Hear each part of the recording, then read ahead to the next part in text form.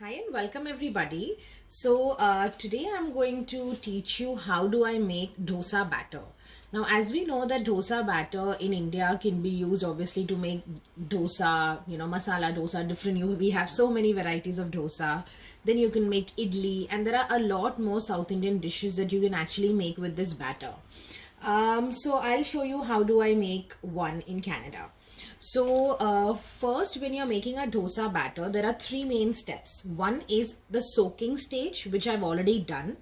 The second is the grinding, where you're going to put everything in your mixer jar and you're going to grind it. And the last is you have to allow it to ferment. Let's go through the ingredients. So you just need three ingredients to make your dosa batter.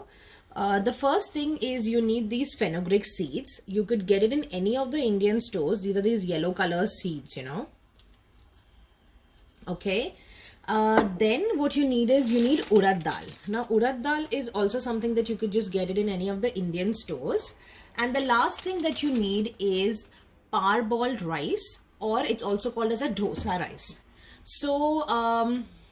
Now dosa rice is what I've already used in this. So it's actually white in color. It's very similar to your rice, but it is just a little, bigger, and it's not really as thin as your basmati rice. So basically when you go to the store, just ask for dosa rice and that should be it.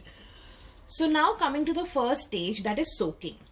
So the proportion has to be 3:1. So you use say 3 cups of your dosa rice and you use 1 cup of your urad dal. Okay, that's what I have done. And then you add a little bit of your fenugreek seeds. Now this you can put like around 1 full spoon of fenugreek seeds. And then what you're going to do is you're going to put some water and you're going to allow it to soak for a minimum of at least 8 to 10 hours. So I have already done that.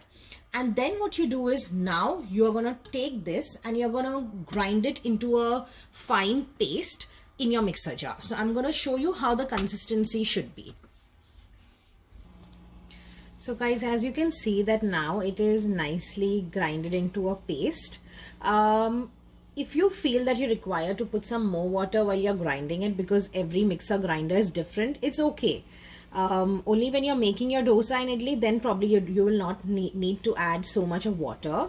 So this is it. Now what I'm going to do is, now I have to allow it to ferment. Now in India, the temperature is usually hot, so they normally just keep it in the kitchen somewhere for around 6 to 8 hours and it ferments. But here in Canada, usually the temperature is a little on the colder side.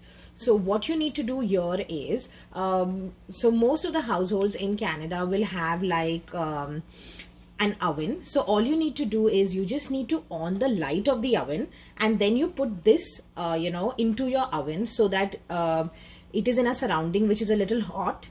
And then after 6 to 8 hours it usually ferments, and when it ferments it is actually very visible that it is fermented well. So I'll actually show you how it looks. So for now what I'm going to do is I'm going to put this batter into my oven only with the light on, and I'm going to keep it there for at least 6 to 8 hours.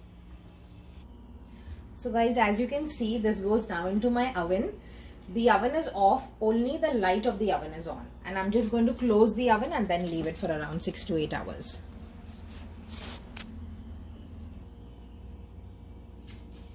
So guys, as you can see that my dosa batter was in for at least 7 hours and now it's nicely risen up like this. So this is a clear indication that the fermentation process has taken place properly. And now all you have to do is you can just put it in containers. I usually use the containers that we get for curd over here, and I just put it in my fridge. You could use it for around 15 to 20 days, and do not add any salt at this point of time. Only when you're going to make your dosa or idli, that time you add your salt. So guys, this is how our idli batter is now ready, and we can either use it immediately or we can put it in the fridge and keep using it for the next 15 to 20 days. I hope that you enjoyed the video. It's a very simple recipe to make your idli batter. It does require 6 to 8 hours of say soaking, and then you keep it for fermentation, but it's not really a lot of effort involved in making the batter. So I hope that you enjoyed the video, and please do like, share and subscribe to my channel, and I'll see you next time. Bye.